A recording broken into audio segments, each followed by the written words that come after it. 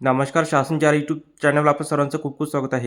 तर आताच्या घडीची सर्वात मोठी खुशखबर म्हणजे राज्य सरकारी कर्मचाऱ्यांना मिळणार 8 वर्षाची थकबाकी. त्या संदर्भात एपिसोडच्या माध्यमातून संपूर्ण अपडेट सविस्तरपणे पाहण्याला सुरू करूया.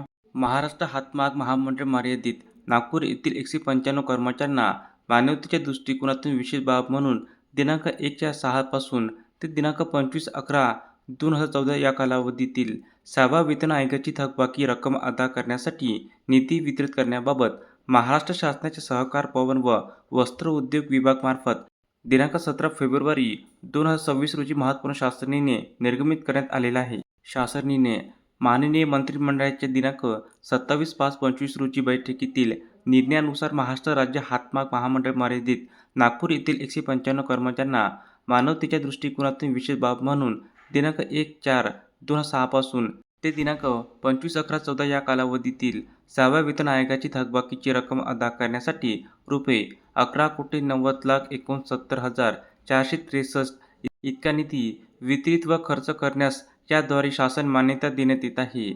उक्त खर्च हा सन 2025-26 या वित्तीय वर्षाकरिता मागणी क्रमांक व्ही 22851 ग्राम उद्योग व लघु उद्योग 110 संमिश्र ग्राम उद्योग व लघु उद्योग आणि सहकारी संस्था 1 संमिश्र ग्राम उद्योग व लघु उद्योग आणि सहकारी संस्था 1/8 महाराष्ट्र राज्य हातमाग महामंडळ मर्यादित नागपूर येथील कर्मचाऱ्यांना 6व्या वेतन आयोगाची थकबाकीची रक्कम प्रदान करणे अनिवार्य.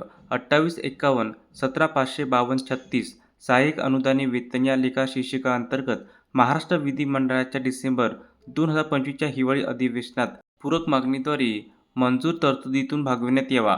उक्त निधी आहार करून संबंधितांना संवितरित करण्यासाठी सहाय्यक संचालक लेखा वस्त्रोद्योग आयुक्तालय महाराष्ट्र राज्य नागपूर यांना आहार व संवितरण अधिकारी तसेच आयुक्त वस्त्रोद्योग आयुक्तालय महाराष्ट्र राज्य नागपूर यांना नियंत्रक अधिकारी म्हणून घोषित करण्यात येत आहे.